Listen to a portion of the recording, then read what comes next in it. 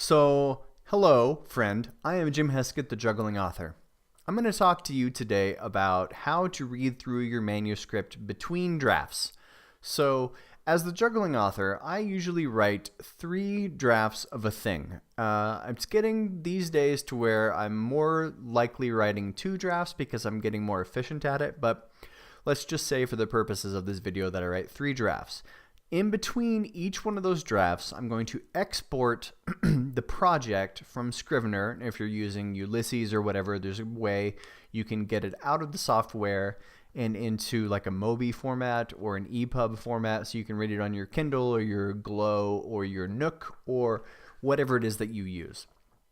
So I'll do this read through 3 times, after the first draft, after the second draft, and after the third draft. And each one of these read throughs is going to serve a different purpose. So what this video that I'm talking at you today about is the purpose of each one of these read throughs and how they differ. So this is the proper way to read through your manuscript, or at least it's the proper way that I do it. I ain't going to tell you what to do. Okay, so read through number 1. My first draft is going to be where I put everything on the page as quickly as possible, and I talk about this in the Juggling Author book, that the key to victory in draft 1 is that I write short. In a book that's going to end up being 70,000 words, the first draft will be maybe 40,000 words. And so the read through that I do after that, I'm not looking at grammar, I'm not looking at typos, I'm not even looking at pacing because I know it's going to be paced way too fast. But this read through is my developmental edit, my self-developmental edit read through. I don't use a developmental editor because it would take too long and it's too expensive. But I do mostly that developmental editing myself, and I use some trusted alpha reader and sometimes beta readers who will give me feedback on the first or second draft for that. But so that read through, I'm going to be reading it as fast as possible.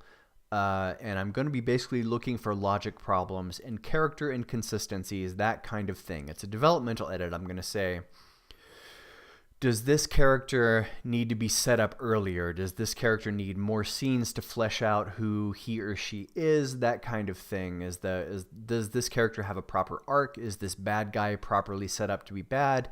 Is this good guy properly sympathetic? This is the kind of stuff I'm evaluating as I do this read through, and I'm going to do it as fast as possible, and I'm going to try my very best to arrange my schedule so I have uninterrupted chunks of time so I can get this done. Then I'm going to make some notes, and then I do a draft 1.5, which is where I may, just go through my manuscript and put things in brackets to note for later when I go through and do my second draft. Second draft is when I flesh it out, and then I'm going to export that again and do a second full read through. This second read through, it's not as important that I read it as quickly as possible. But this read through, because the purpose of my second draft is to get the manuscript to the word count I want it to be, to properly fluff it up, make sure that the characters are properly fleshed out and that the pacing is right. My main goal in my second read through is to make sure that it's properly paced. So in that instance, I will always read an entire scene at a time or an entire chapter at a time. I would never stop the middle of a chapter because that makes it too hard, or the middle of a scene, I should say, because that makes it too hard to judge the pace.